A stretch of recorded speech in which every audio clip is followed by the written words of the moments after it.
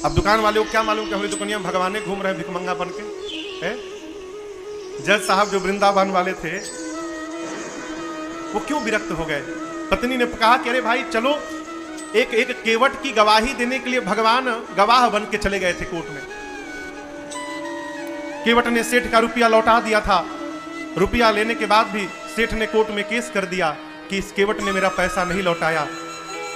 जज साहब ने केवट से पूछा कि तुमने रुपया लौटाया तो वहां पर कौन था? केवट बोला 3 लोग थे। कौन? सेठ जी, मैं और मेरे राम जी थे, मेरे रघुनाथ जी थे वहां पर। जज समझा रघुनाथ जी नाम का कोई आदमी होगा। अगली तारीख पर रघुनाथ जी के आने का गवाही देने के लिए सम्मन भिजवा दिया जज साहब ने। अब कोर्ट का संतरी पहुंचा गांव में, केवट जी गांव में, रघुनाथ जी कहाँ है, रघुनाथ जी कहाँ है? रघुनाथ जी हो तब न मिले। एक आदमी ने कहा देखो रघुनाथ नाम का आदमी तो नहीं है, रघुनाथ जी का मंदिर एक है जहां केवट रहता है। मंदिर के बाहर पुजारी जी बैठे थे। संतरी ने पूछा कि रघुनाथ यहीं रहता है क्या? पुजारी जी बोले हाँ भीतर रहते हैं। ये पकड़ो, उसके नाम का सम्मन है, इतने तारीख को गवाही देने पहुंचेगा कोर्ट में।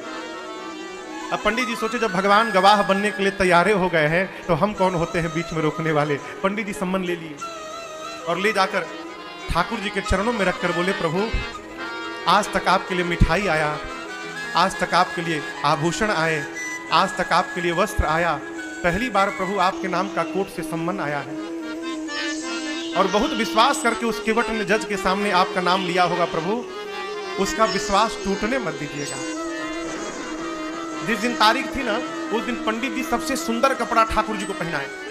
क्यों? आज ठाकुर जी कोर्ट में पहुंचेंगे तो भगवान सुंदर लगने चाहिए। भगवान फटा पुराना कपड़ा पहने, लाठी पकड़े, बूढ़ा स्वरूप बना के हाथ ऊपर करके हम ही रघुनाथ है पहुंच गए।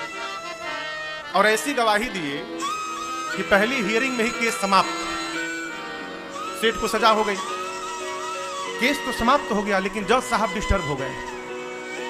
सोचने लगे भाई आज तक तो ऐसा कोई गवाह आया ही नहीं जो एक ही बार में केस को ही समाप्त कर दे। कोर्ट से निकल के अपने चेंबर में गए, केवट को बुलाकर बिठाए। बोले ये बताओ कहां रहते हो तुम? रघुनाथ जी के मंदिर में मैं रहता हूं। तो जज साहब बोले कि जो रघुनाथ आए थे, जी जी, तो उनको लगा कि वो मंदिर बनवाए होंगे। तो जज साहब बोले लेकिन तो गरीब लग रहे थे, लग नहीं रहा था कि मंदिर बनवाए होंगे। केवट ने कहा प्रभु वो मंदिर बनवाने वाले रघुनाथ जी नहीं थे, मंदिर के भीतर बैठने वाले रघुनाथ जी आए थे। जज की मति हरा गई हो, कांपने लगा। संतरी को बुलाकर बोला सही सही बताना तुमने किसको सम्मन दिया था?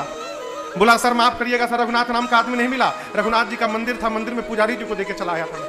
तो जो आए थे वही पुजारी, नहीं पुजारी जी नहीं थे, दूसरे थे। जज को पूरी बात समझ में आ गई। घर गया और दरवाजा बंद करके जज साहब रोने लगे। पत्नी ने आकर पूछा क्यों रो रहे हो, पूरी बात बताइए। पत्नी ने कहा इसमें रोने की कौन सी बात है? अरे मान लो धोखे में ही दर्शन हुआ, तुम तो भाग्यशाली हो, तुमको दर्शन तो मिला, नाचना चाहिए। बोले इसलिए नहीं रो रहा हूं कि राम जी चले गए, इसलिए नहीं रो रहा हूं, मैं इसलिए रो रहा हूं अरे कुर्सी पे बना जज मैं बैठा रहा,